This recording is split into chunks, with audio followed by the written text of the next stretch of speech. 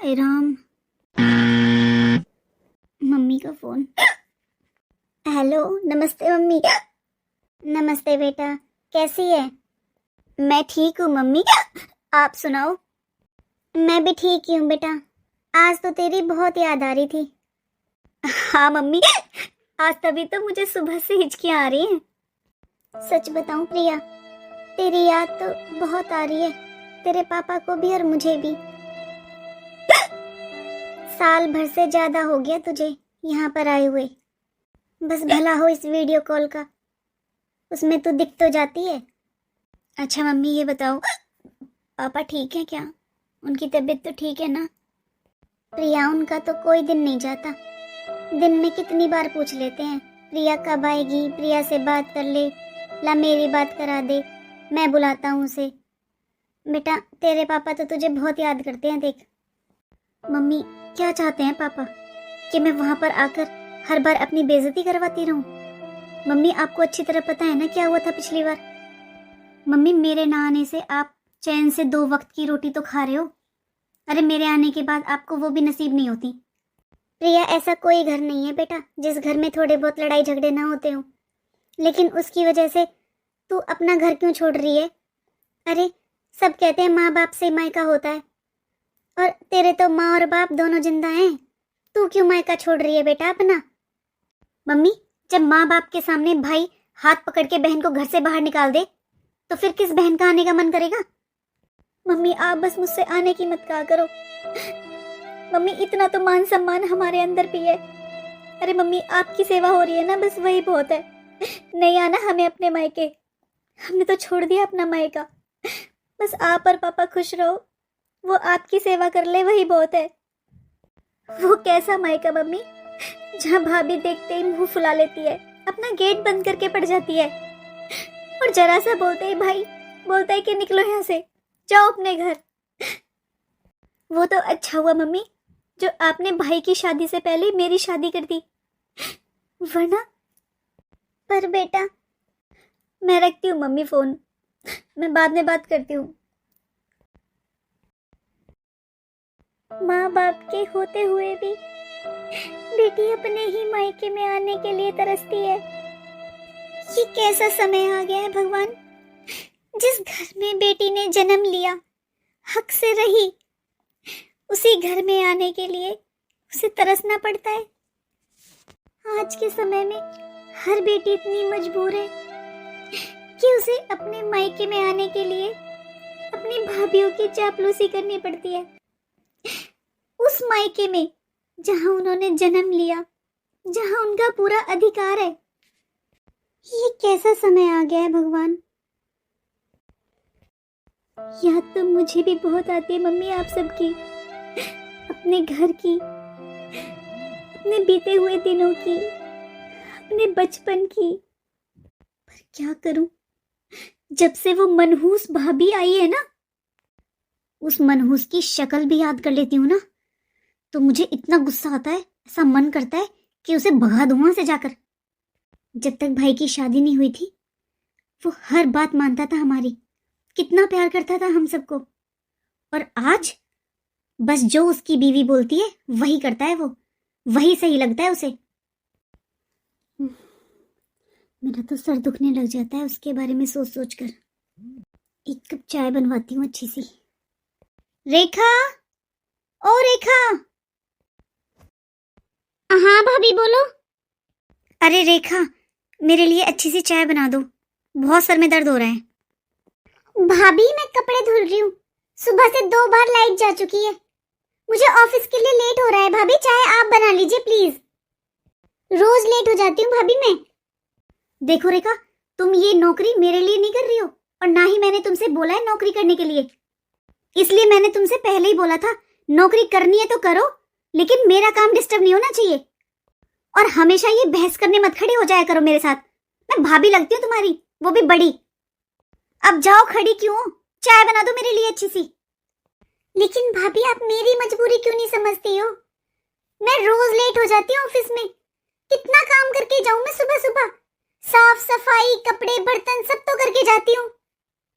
ऐसा है, थोड़ा तमीज से बात किया करो मुझसे, वरना 2 मिनट में तुम्हारे सारे ऑफिस के भूत उतार दूंगी मैं। अगर मैंने तुम्हारे भाई को बताया ना ये सब, तो कल से ही ऑफिस जाना बंद हो जाएगा तुम्हारा। सुबह सुबह दिमाग खराब कर दिया।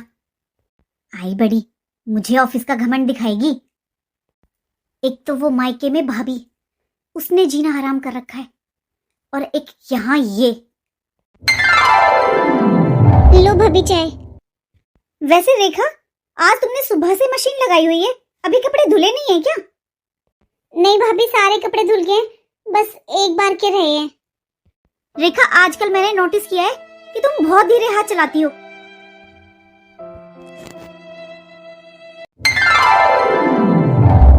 खाना बना दिया ना?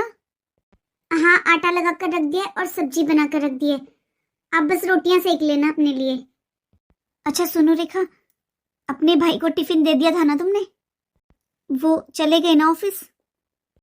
मैंने टिफिन दे दिया था उनको, क्योंकि आप तो सो रहे थे ना भाभी। बुरा मत मानना भाभी, लेकिन भैया को अपने हाथ से टिफिन तो दे दिया करो आप। भैया बहुत भोले हैं भाभी, वो किसी को परेशान नहीं करते। मैंने खुद कितनी बार देखा है, वो ढंग से खाना तक नहीं खाते हैं। आप प्लीज भैया का तो ध्यान रखा करो ना भाभी। एक टाइम था, मम्मी हर सर्दियों में भैया के लिए लड्डू बनाया करती। भैया को खाने पीने का कितना शौक था, लेकिन अब भैया कुछ खाते ही नहीं है। अब तुम्हें ऑफिस के लिए लेट नहीं हो रहा? और थोड़ा अपने काम से काम रखा करो। और हाँ, तुमसे ज्यादा समझदार हूं मैं, और बड़ी भी हूं तुमसे, तो मुझे तुम्हारे ज्ञान की जरूरत नहीं है। आई बड़ी ज्ञान बांटने वाली, ये सिखाएगी अब मुझे क्या करना चाहिए और क्या नहीं। ये देखो, 6 बजने वाले हैं और महारानी के अब तक अते पते नहीं है। भाभी, तुम कहाँ थी अब तक?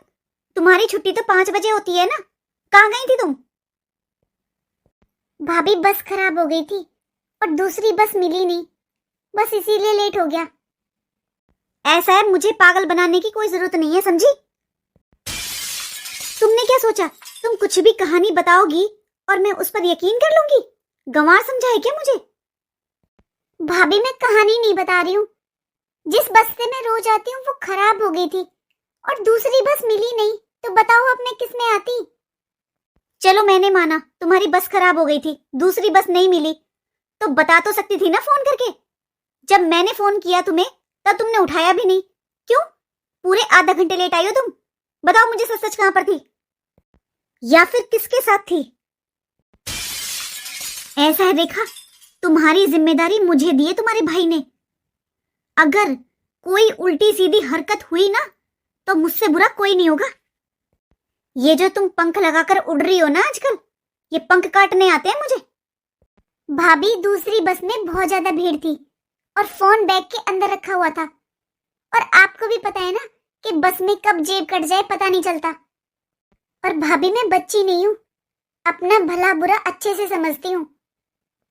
और रही बात उल्टी सीधी हरकतों की, तो भाभी आप इस चीज से निश्चिंत हो जाइए, मैं कभी भी अपने भाई का सर नीचे नहीं झुकने दूंगी, और ना ही कभी अपने माँ बाप की इज्जत पर आंच आने दूंगी। दिन पर दिन इसके तेवर बढ़ते ही जा रहे हैं। अब तो इसका कुछ ना कुछ करना पड़ेगा, वरना अगर इसने कोई उल्टी सीधी हरकत कर दी ना, फिर आस पड़ोस रिश्तेदार वो तो सब मुझे ही नाम रखेंगे। सब तो यही कहेंगे ना कि बिन माँ बाप की लड़की थी, भाई भाभी ने ध्यान नहीं रखा। रोज नई नई खबर आती है अखबार में, ऐसा ना हो एक दिन मेरे ही घर की खबर आ जाए। नहीं, मैं ऐसा नहीं होने दूंगी। मैं आज इनसे इस बारे में बात जरूर करूंगी। मैं अकेली जान क्या क्या संभालूं? इस घर को संभालूं, बच्चों को संभालूं, या अब इस ननद को संभालूं? सच में बहुत मुश्किल है। मैं तो थक जाती हूँ सारा दिन। मैं सही कह रही हूँ जी, वरना बात हाथ से आगे निकल जाएगी। आपकी बहन ना मुझे तो कुछ समझती ही नहीं है, और आजकल ना टाइम से लेट आती है। आज पता है 7 बजे आई है शाम को, बोल रही है बस खराब हो गई थी। अरे बस खराब हो गई थी तो एक फोन भी कर सकती थी ना, और मैंने फोन किया तो उठाया तक नहीं। कह रही है फोन बैग में रखा था। ये सब आपके लाड़ और प्यार का नतीजा है। माँ जी और बाबूजी उसकी जिम्मेदारी आपको देकर गए थे और आपने मुझे दे दी। आप बताओ मैं कितना ध्यान रखूं उसका? आप बताइए, मैं बस घर में ही तो ध्यान रख सकती हूँ ना उसका। अब उसके पीछे पीछे उसके ऑफिस थोड़ी ना जाऊंगी। सुनिए, कल दिन में अपने रिश्तेदारों के पास फोन कीजिए, अपनी बुआ, चाची, चाचा, सबके पास। सबको बताइए कोई अच्छा लड़का हो तो इसकी शादी कीजिए और इसे अपने घर भेजिए, वरना कब इज्जत मिट्टी में मिल जाएगी आपको पता भी नहीं चलेगा। मैं अच्छी तरह समझती हूँ आपकी बहन को। आजकल उसका चाल चलन मुझे ठीक नहीं लग रहा है। प्रिया, तुम्हें क्या लगता है मैं इस बारे में सोचता नहीं हूँ? अरे वो मेरी बहन है, छोटी है। मैं भी चाहता हूँ उसकी टाइम से शादी हो जाए और वो अपने घर जाए। और मुझे अपनी बहन की फिक्र भी है। मैंने अपनी बुआ से बात की थी। बुआ जी ने एक लड़का बताया, उनके घर परिवार में ही है, बहुत अच्छा है, गवर्नमेंट जॉब है उसकी, सब कुछ अच्छा है। बस बुआ जी ने कहा है कम से कम 40-50 लाख रुपए लगाने पड़ेंगे शादी में। 40-50 लाख रुपए? हाँ, 40-50 लाख रुपए। लेकिन तुम चिंता मत करो, गांव में कुछ प्रॉपर्टी पड़ी हुई है, मैं सोच रहा हूँ वो निकाल दूं। अरे बहन एक बार अच्छे घर में जाएगी, हमेशा खुश तो रहेगी। और जब वो अपनी ससुराल में खुश रहेगी ना, तो मेरी जिम्मेदारी भी पूरी हो जाएगी। अच्छा, आधी प्रॉपर्टी आज अपनी बहन के लिए बेच दीजिए, आधी कल को अपनी बेटी के लिए बेच देना, क्योंकि समाज में दहेज की कुप्रथा बढ़ती जा रही है, कम नहीं हो रही है। अरे जब दहेज ही देना था शादी में तो अपनी बहन को पढ़ाया लिखाया क्यों? आपकी बहन नौकरी करती है, पढ़ी लिखी है, फिर भी उसके लिए दहेज देना पड़ रहा है। फिर ऐसा करते हैं, हम तो हमारी बच्ची के पढ़ाने लिखाने पर पैसे खर्च करेंगे ही नहीं, क्योंकि दहेज तो फिर भी देना है। बुरा मत मानना जी, लेकिन मुझे ये रिश्ता पसंद नहीं आया। अरे उसकी सरकारी नौकरी है तो क्या हुआ, हमारी लड़की भी तो पढ़ी लिखी है, नौकरी करती है, समझदार है। आपकी बहन शादी के बाद क्या सैलरी हमें देगी? वो अपने ससुराल वालों को ही देगी ना। लेकिन प्रिया तुम बात को समझो, लड़का सरकारी नौकरी में है, जमीन जायदाद है, अच्छा खानदान है। उस लड़के के लिए कोई रिश्तों की कमी थोड़ी ना है। वो तो बुआ जी करा रही हैं। बुआ जी बता रही थी कि उस लड़के के लिए तो 1-1 करोड़ रुपए के रिश्ते आ रहे हैं। लेकिन मेरी बहन पढ़ी लिखी है, नौकरी वाली है, इसलिए उन्होंने बोला है कि 40-50 लाख रुपए में काम चल जाएगा। आप ऐसे रिश्ते को शादी का नाम दे रहे हैं और आप खुश हो रहे हैं कि आपकी बुआ ने पैसे कम करवा दिए। अरे ये शादी नहीं, व्यापार है, व्यापार। देखिए, दहेज लेना और देना दोनों गलत है, और समाज में ये कुप्रथा जब तक बढ़ती रहेगी, जब तक आप जैसे लोग दहेज देते रहेंगे। अपनी बुआ को बोलिए कि वो ऐसा घर परिवार बताएं जो आपकी बहन को पसंद करे, आपकी बहन से शादी करना चाहता हो, ना कि ना आपके पैसों से। कहिए आप उनसे कि आप प्रॉपर्टी नहीं बेचेंगे। प्रिया तुम्हारी परेशानी क्या है? अरे अगर थोड़ी प्रॉपर्टी बेचकर मेरी बहन अच्छे घर में जाती है, हमेशा खुश रहेगी, तो उसमें तुम्हें दिक्कत क्या है? अरे उसका भी अधिकार है इस घर पर, उस प्रॉपर्टी पर उसका भी अधिकार है। मैंने अपनी बुआ को बोल दिया है कि वो बात आगे बढ़ाएं। मुझे चाहे कुछ भी करना पड़े, चाहे कुछ भी बेचना पड़े, मैं अपनी बहन की शादी वहीं पर करूंगा।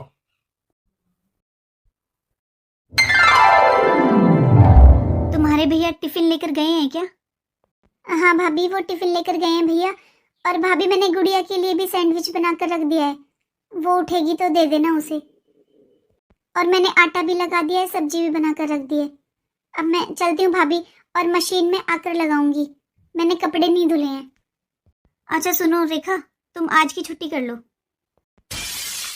भाभी पर क्यों छुट्टी क्यों कर लूं भाभी? मैंने सारा काम कर दिया, बस कपड़े नहीं धुले हैं, वो मैं आके धुल लूंगी। क्यों? एक दिन की छुट्टी करने में क्या परेशानी है? किसी से वादा करके आई हो क्या? भाभी ये आप कैसी बातें कर रही हो? मैंने आपको कल भी बताया था कि मुझे अपनी इज्जत का और अपने भाई की इज्जत का बहुत ख्याल है, मुझे अपने लिमिट्स का पता है। बस बस मेरे सामने ना ये ज्यादा सीधे बनने के नाटक मत किया करो, मैं अच्छे से समझती हूँ तुम जैसी लड़कियों को। अरे ये आजकल जो तुम लेट आ रही हो ना, अच्छे से जानती हूँ मैं। ऑफिस में तुम क्या करने जाती हो? वरना हर कोई छुट्टी करता है, तुम कभी छुट्टी नहीं करती हो अपने ऑफिस की। अरे एक दिन नहीं जाओगी तो क्या हो गया? लेकिन भाभी मैं घर पर बैठकर करूंगी भी क्या? मैंने सारा काम तो कर दिया है, और आज मुझे सैलरी भी मिलनी है, ऑफिस जाना बहुत जरूरी है। अच्छा, आज सैलरी मिलेगी? अच्छा अच्छा ठीक है, मैं भूल गई थी आज तुम्हें सैलरी मिलेगी। और मैं तो बस इसलिए कह रही थी कि आज शायद मेरी मम्मी आएंगी सकरात लेकर, तो थोड़ा काम का बर्डन हो जाएगा, इसलिए रोक रही थी मैं। ठीक है तुम जाओ, मैं देख लूंगी, पर जल्दी आना। आज सैलरी लेते ही वापस आ जाना, पूरा दिन ऑफिस में मत रहना, 2 घंटे के अंदर अंदर वापस आ जाना। सैलरी जरूरी है। मैंने कहा था इस लड़की से कि 2 घंटे के अंदर अंदर वापस आ जाना। 2 घंटे होने वाले हैं लेकिन अब तक वापस नहीं आई है। मुझे शॉपिंग पर भी तो जाना है फिर। भाभी। अरे रेखा, आ गई तुम? हाँ भाभी। अच्छा चाय पियोगी तुम? चाय? हाँ चाय, मैंने सोचा बना देती हूँ तुम्हारे लिए, ऑफिस से आई हो ना, थक गई होंगी। बस कोई बात नहीं, तुम्हें नहीं पीनी तो कोई बात नहीं। भाभी आंटी जी अभी आई नहीं, आपने बोला था कि आपकी मम्मी आने वाले हैं, अभी आई नहीं। हाँ वो आने वाली होंगी। लाओ तुम मुझे सैलरी दो। हाँ 1 मिनट भाभी, मैं भूल गई थी। ये लो भाभी। रेखा, इसमें तो 3,000 रुपए कम है। हाँ भाभी मैंने 3,000 रुपए रख लिए। इस बार मुझे 1-2 जोड़ी कपड़े और जूते भी लेने हैं, ये टूट चुकी है मेरे स्लीपर। नए लाने की क्या जरूरत है? 3,000 रुपए दो मुझे वापस, मेरे पास रखे हैं जूते वो ले लेना, और कपड़े भी रखे मेरे पास। बस पैसे बर्बाद करने से मतलब है, पता भी है कितनी मेहनत से पैसे कमाए जाते हैं। लाओ बाकी के पैसे वापस दो। ये लो भाभी, इसमें है बाकी के पैसे। ठीक है, अब जाओ, जाकर अपना काम करो। प्रिया, मम्मी, मम्मी पूरा 1 साल बाद मिल रही हूँ मैं आपसे। जब से आपने बताया था ना मम्मी कि आप आ रहे हो, बस मुझसे तो इंतजार ही नहीं हो रहा था। कैसे है मम्मी आप? पापा कैसे हैं? मम्मी जब से भाई की शादी हुई है हमारा हंसता खेलता परिवार बर्बाद हो गया। इतनी गंदी भाभी आई है, उसने मेरा मायका ही छुड़वा दिया मम्मी, मेरा मायका ही छुड़वा दिया भाभी ने। मत भूल, तू भी किसी की भाभी है। मम्मी ये क्या कह रहे हो मम्मी आप? मैंने खुद अपनी आंखों से देखा है अभी अभी प्रिया, तू अपनी ननद के साथ कितना गंदा व्यवहार करती है। उसकी खुद की मेहनत की कमाई उसे तुझसे मांगनी पड़ रही है, उसके ही मेहनत के पैसे, और वो तेरे पुराने कपड़े पहने। क्यों? अपनी भाभी की तू बुराई करती है, तेरी भाभी ने ये कर दिया वो कर दिया। तू क्या कर रही है अपनी ननद के साथ? तू भी तो भाभी है ना किसी की। मम्मी मैं मेरी भाभी जैसी नहीं बन सकती। मेरी भाभी ने तो मुझे मेरे भाई के हाथ जलील करवाया है। मेरे भाई ने मुझे हाथ पकड़कर घर से बाहर निकाल दिया था, भूल गई क्या आप? और आप सैलरी की बात कर रहे हो ना मम्मी, आपको पता भी है इसकी शादी के लिए आपका दामाद गांव की प्रॉपर्टी बेचने जा रहा है। इनकी बुआ ने लड़का बताया है, 40-50 लाख रुपए कम से कम लगाने होंगे। कहां से आए 40-50 लाख रुपए घर में? जो गांव में प्रॉपर्टी है ना उसे बेचेंगे। आप खुद बताओ मम्मी, आज तक तो इसे पढ़ाया लिखाया, इस काबिल बनाया कि ये 4 पैसे कमा सके, और अब इसकी शादी के लिए गांव की प्रॉपर्टी बेच दो, इसे 40-50 लाख रुपए दहेज में दे दो। आज इसकी शादी में गांव की आधी प्रॉपर्टी बेच रहे हैं, कल बेटी की शादी में आधी प्रॉपर्टी बेच देंगे। आपकी बेटी के पास क्या बचेगा मम्मी? 40-50 लाख रुपए तो बहुत ज्यादा होते हैं प्रिया। अरे एक दामाद जी की नौकरी तो है और एक ये घर है, बस थोड़ी बहुत तुम्हारे गांव में जमीन है, उसे बेच देंगे तो तुम्हारे पास क्या बचेगा? फिर अब आप बताओ मम्मी, कैसे अच्छी लगेगी मुझे ये? तो बेटा ये तो दामाद जी की गलती है, उन्हें सोचना चाहिए। अरे बहन पढ़ा दी लिखा दी, इस काबिल बना दी कि 4 पैसे कमा सके, अब उसकी शादी में जमीन बेचकर पैसे देने की, दहेज देने की क्या जरूरत है? चलो मम्मी रूम में चलो, वहां बैठकर बात करते हैं। यहाँ फालतू में सुन लेगी तो अपने भाई को 2 बातें लगाएगी। अब आप बताओ मम्मी, मैं खुश कैसे रहूं? पर बेटा ये तो समझना चाहिए दामाद जी को। अरे तेरी ननद पढ़ी लिखी है, नौकरी करती है, सुंदर है, बता उसमें क्या कमी है? और बतेरे लड़के मिल जाएंगे। जमीन बेचकर शादी, ये तो बहुत गलत बात है। आज के समय में सब कहते हैं बेटी अपनी किस्मत का लेकर आती है, बेटी बचाओ, बेटी पढ़ाओ। बेटियों को पढ़ाओ लिखाओ, फिर उनके लिए जमीन बेचकर दहेज दो। और दामाद जी के तो खुद के भी एक बेटी है, इतनी अकल तो होनी चाहिए। अरे आज जमीन बेच देंगे, कल बेटी के लिए क्या इस घर को बेचेंगे? और सही कह रही बेटा तू, मैंने तो अपने बेटे की शादी में 1 रुपया दहेज का नहीं लिया, जो लाई है अपनी मर्जी से लाई है, तब भी हमें नहीं जीने देती। आप बताइए मम्मी, सास ससुर क्या छोड़कर गए हैं हमारे लिए? अरे वो गांव में बस एक आध प्लॉट बच रहा है जिसे ये बेचने की कह रहे हैं। ये घर है, ये आपके दामाद ने खुद अपने दम से खरीदा है, अपनी मेहनत से। मेरे सास ससुर तो बस अपनी बेटी की जिम्मेदारी देकर गए हैं हमारे कंधों पर। तू चिंता मत कर प्रिया, मैं हमारे गांव में वो है ना सविता जी, उनसे बात करूंगी। उनकी नजरों में ना बहुत अच्छे अच्छे रिश्ते रहते हैं, उनसे कहूंगी मैं, वो बताएंगी कोई तेरी ननद के लिए। मम्मी आप आज ही जाकर बात करो उनसे। अरे आप खुद सोच कर देखो मम्मी, ननद को शादी के बाद वो तो इतने अच्छे घर में चली जाएगी, उसे इतनी जमीन जायदाद घर परिवार सब मिल जाएगा, और हमारे पास क्या रह जाएगा? कल को यही ननद ना हमें घमंड दिखाया करेगी अपने घर परिवार का, भूल जाएगी ये कि इसके भाई ने जमीन बेचकर शादी की है इसकी। मुझे इसकी सैलरी का कोई शौक नहीं है मम्मी, मेरे हस्बैंड बहुत अच्छा कमाते हैं, मैं भी चाहती हूँ कि जल्दी से जल्दी शादी करके इस घर से जाए, लेकिन इसकी शादी करने के लिए मुझे जमीन बेचनी पड़े, वो मैं नहीं होने दूंगी।